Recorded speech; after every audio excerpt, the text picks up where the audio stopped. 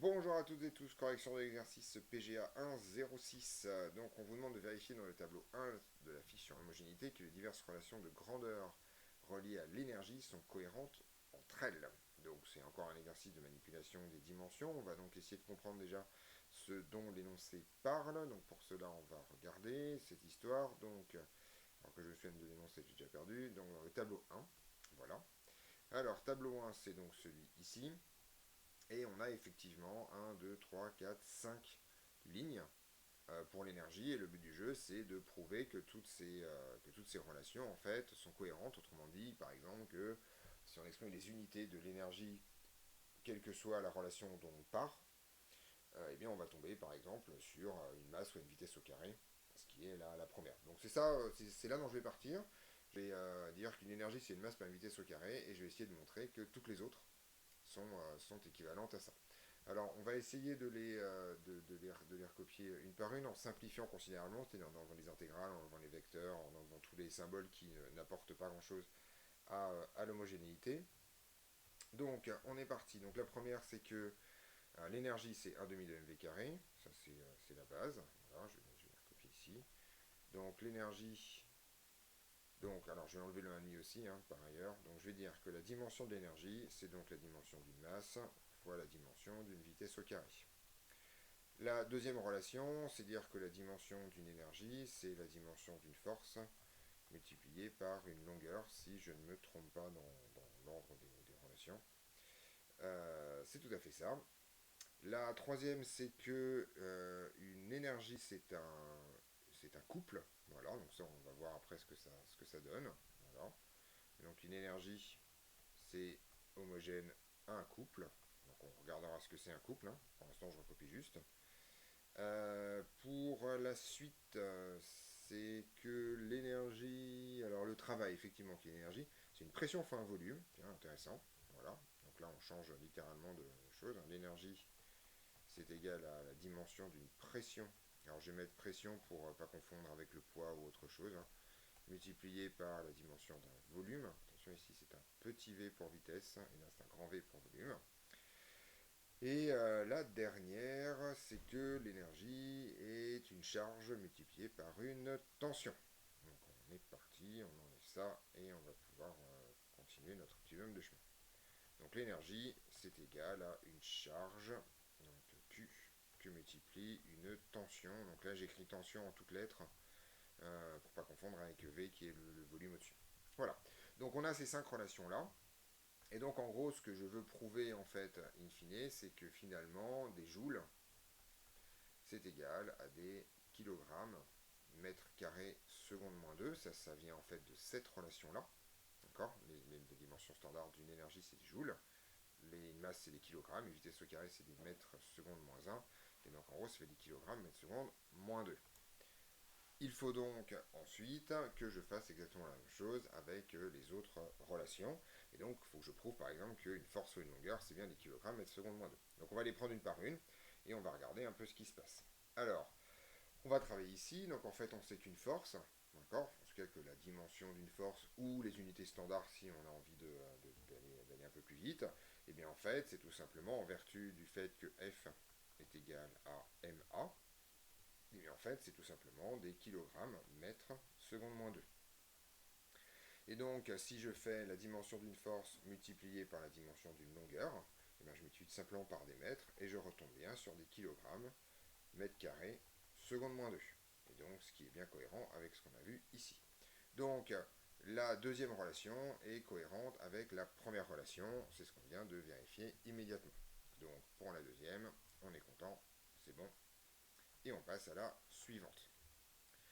Alors, l'énergie est un couple. Alors là, un couple, on ne sait pas trop ce que c'est. On va essayer de comprendre un peu cette histoire en regardant la fiche, si on a des informations sur le sujet. Alors, on va essayer de chercher. Un couple, un couple, un couple. Ici, couple, moment d'une action, dans le tableau, là, dans cette partie-là. Et donc, on se rend compte qu'un couple, c'est une distance multipliée par une force. Ah, voilà qui est intéressant. Alors, en fait, je vais le renoter directement sur mon tableau. Et donc, ce que ça raconte, c'est qu'en fait, un couple, ici, je vais l'écrire là, ça, on dit qu'un couple, c'est en fait une force multipliée par une distance. Mais en fait, il s'avère que si un couple c'est une force multipliée par une distance, et bien en fait, d'un point de vue homogénéité, ça revient littéralement à la relation précédente qui était déjà une force fois une distance. Puisque la relation précédente est correcte, eh bien cela signifie que cette relation-là également est correcte. Donc il n'y a pas besoin de refaire des calculs dans tous les sens parce qu'en fait c'est littéralement la même chose. Et donc on vient de prouver que la deuxième est cohérente. Alors, on va passer donc à la troisième qui vous raconte qu'une énergie, en fait, c'est une pression que multiplie un volume. Alors ça, c'est un peu plus compliqué, en fait. Alors, les volumes nous donnent des mètres cubes, d'accord. Et donc, ce qui va m'intéresser ici, donc je vais faire tout simplement pression comme ça, que multiplie volume. Alors, en fait, bon, les volumes vont nous donner des mètres cubes, et la pression, en fait, on sait tout simplement que par définition, c'est une force divisée par une unité de surface. Et donc, en gros, c'est une force divisé par des mètres carrés et toujours multiplié par des mètres cubes. Et donc en fait, on se rend compte que c'est bien une force multipliée par des mètres, c'est-à-dire une force multipliée par une longueur. Ce qui en fait, pour ce cas-là, nous ramène immédiatement au cas ici, qu'une énergie est bien une force multipliée par une longueur. Et donc en fait, comme la première est cohérente, enfin comme la deuxième est cohérente avec la première, et bien de la même façon, comme on vient de prouver que celle-là et celle-là sont rigoureusement équivalentes entre elles, ça signifie que la quatrième également est cohérente avec la définition des unités de l'énergie. Donc, on vient de traiter le cas de la quatrième égalité. Il nous reste une dernière qui a l'air vraiment cette fois beaucoup plus éloignée du départ que ce qu'on pourrait penser, c'est qu'une énergie c'est aussi une charge multipliée par une... Non, une charge multipliée par une tension. Oui, tout à fait. Une énergie c'est une charge multipliée par une tension. Excusez-moi, j'ai eu un petit doute dans ma tête. Donc il faut prouver qu'une énergie c'est une charge fois une tension. Alors ça c'est plus compliqué et on va essayer de comprendre un peu comment ça marche. Donc en gros, hein, je cherche ce que c'est qu'une charge multipliée par une tension.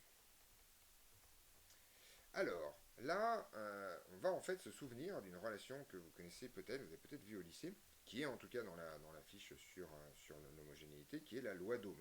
Alors on va essayer de la retrouver. Dans la fiche sur l'homogénéité, en fait, il s'avère qu'ici, on a résistance, U égale RI, d'accord. En fait, non, c'est pas le loi d'Ohm qui m'intéresse, en fait, je suis désolé, c'est pas celle qui m'intéresse, non, celle qui m'intéresse, c'est celle-là, pardon, celle-là, vous la connaissez peut-être, c'est la notion de puissance. On vous raconte, en fait, une puissance, hein, c'est une tension qui multiplie une intensité. Donc, en fait, ça va me permettre de faire quelque chose d'assez intéressant, c'est qu'en fait, je vais pouvoir remplacer la tension par une puissance divisée par une intensité. Donc je vais faire ça de ce pas. Donc en gros, ce que je raconte, c'est que en fait, ce truc-là, ça va donc être une charge multipliée par une puissance divisée par la dimension d'une intensité. Alors, ça c'est assez intéressant parce qu'il va se passer deux choses. En fait, il s'avère que dans la fiche sur l'homogénéité, toujours pareil, en fait, on a une relation qui vous raconte que I, en fait, c'est la dérivée de la charge par rapport au temps. Autrement dit, qu'une charge divisée par une intensité, c'est un temps. Donc en fait, cet ensemble-là, cette petite partie-là, là, ce truc-là, là, Q divisé par I, eh bien en fait, ça, c'est homogène à la dimension d'un temps. Donc en fait, ce truc-là, c'est un temps multiplié par donc une puissance. Alors, on n'est pas tout à fait rendu, mais pour le coup, on va se ramener à la fiche sur l'homogénéité encore une fois. Et on se rend compte dans cette fiche qu'au paragraphe puissance, il y a en fait le fait qu'une puissance, c'est la dérivée d'une énergie par rapport au temps. Donc autrement dit, en fait, une énergie, c'est bien une puissance fois un temps. Et ça tombe bien parce que c'est exactement la chose qu'on a. On a bien ici une puissance multipliée par un temps. Et ça, en fait, c'est littéralement égal à la dimension d'une énergie. Et donc on vient de prouver que la dernière en fait était bien énergie. Alors on n'est pas repassé par des kilogrammes mètre carré seconde moins 2, on aurait pu en passant par les forces par exemple, mais on n'a pas eu besoin ici, on est passé directement par la puissance, et donc cette dernière relation est cohérente avec le reste, sans aucune forme de problème. Ceci conclut cet exercice, on se retrouve dans d'autres vidéos pour d'autres corrections.